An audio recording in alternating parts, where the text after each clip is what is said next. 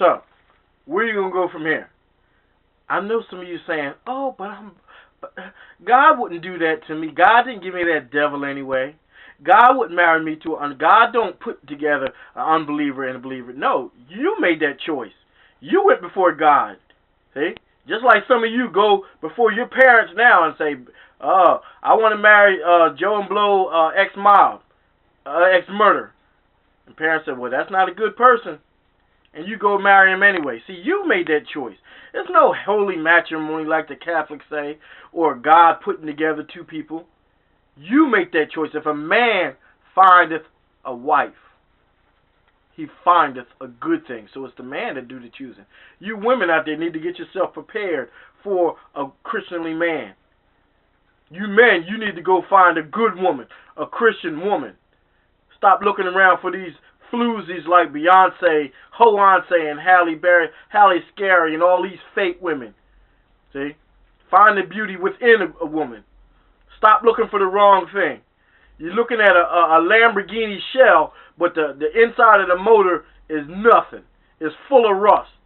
The Lamborghini look good on the outside, but if it got nothing inside the motor, you ain't driving nowhere, and that's what you're doing. You're looking for the outward looks, and the outward looks has nothing to do with the inward person. Now, let's go to finish this lesson off. I could go a lot longer on this, but just to give you some basis, let's go into 1 Corinthians 7, because they say you can get a divorce for separation. See? I know a lot of teachers, like Billy Graham teaches that, Hank Hanegraaff teaches that, Mars Cirillo teaches that, Ray Bernard, go down the list. All the Academy, John MacArthur teaches this, that you can get a divorce for separation. Not so in the New Testament. Look, God doesn't, you don't have to get beat up. If the man's beating you up or abusing, you don't have to stay there. You can separate, but you can't get another one. See, that's still your choice. There's still reconciliation, and there's still forgiveness. Regardless of what that man did, there's forgiveness. Regardless of what that woman did, there's forgiveness. How many times should I forgive my brother? 7 times 7. And see, if you married to somebody and you in Christ, that's your brother, or that's your sister. Forgiveness is endless. Why? God forgave you. Look at all the bad stuff you do on a daily basis. And God don't divorce you. God don't divorce the church. God didn't divorce Israel. We are the new Israel in the church. I call for 1 Corinthians 7. And where do I want to start? Oh, why don't we just start at verse 10. And I say, unto the married, I command, yet not I, but the Lord. So you know who's teaching this, huh? Let not the wife depart from her husband. You get that? Eh? Whether she's in the body or whether let not the husband depart from the wife and vice versa. But if she depart, if she separate, if the unbelieving wife separate, not divorce, depart, desert you. Okay? This is the other reason you say you can get divorced, for desertion. But if she depart, let her remain unmarried or be reconciled.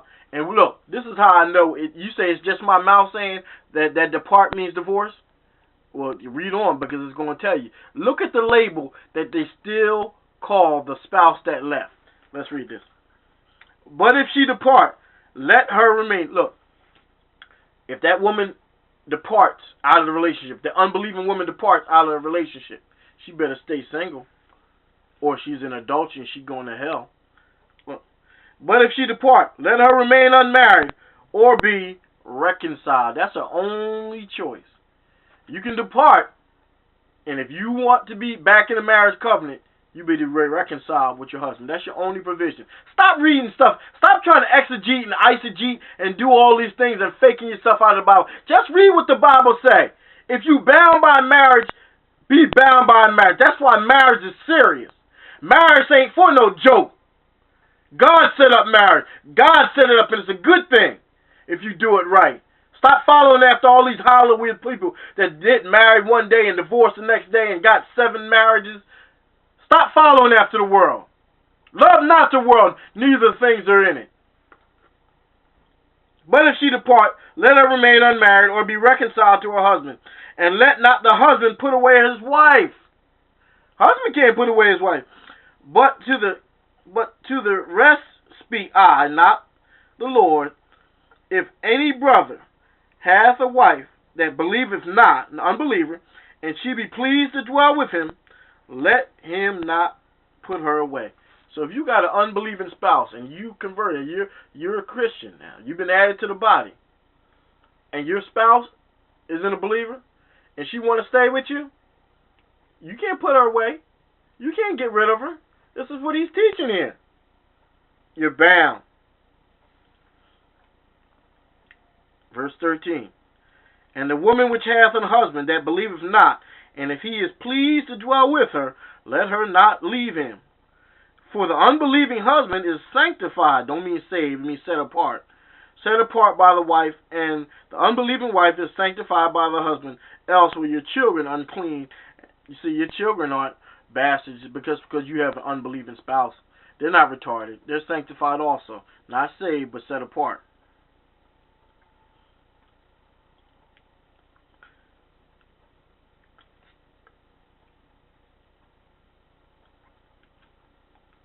For the unbelieving husband is sanctified by his wife, and the unbelieving wife is sanctified by her husband. Else were your children, but now are they holy. But if the unbelieving depart, let him depart. Let the husband depart. You can't stop anybody from staying. A brother or sister. No, wait a minute. A brother or sister is not under bondage in such cases, but God hath called them to peace. So if one separates, you're not under the bondage of a marriage. You don't have to cook and clean for somebody if they live in another household. You don't have to live, if you're separated from her, you don't have to live by the law that God set up for married couples. You're not bound by that. But you still can't get another one. That doesn't mean that you're free to marry another person. How? How do I know that? I'm going to wrap this up real quick, and let me get back into, I think I want,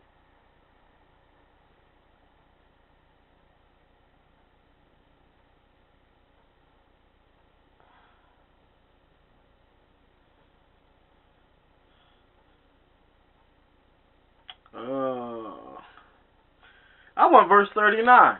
I'm going to go back to 39. So you said that a woman is free. You say a woman can be freed by somebody separating. John MacArthur, you said that. Chuck Betters, you said that. T.D. Jakes, you know where he believed that woman, thou art loose. You ain't loose until somebody die. Let's go on to verse 39. Now, why have you ever heard this in your church? Again, man can't teach this. This is too straight and narrow. This is straight and narrow preaching, and churches will go empty if preachers preach the Bible. Verse 39. The wife is bound by the law as long as her husband liveth. It don't say if he separate. It don't say if he commit adultery. It don't say if he cheat. It don't say if he remarry. It don't say if he beat you. It don't say if he got 15 other girlfriends. Don't say if he get locked up. It don't say if he's incapacitated. It don't say if he's in the army. The wife is bound by the law as long as her husband liveth. But if her husband be dead, do you understand what dead mean? Pastors out there, you false prophets, and I dare you to touch it.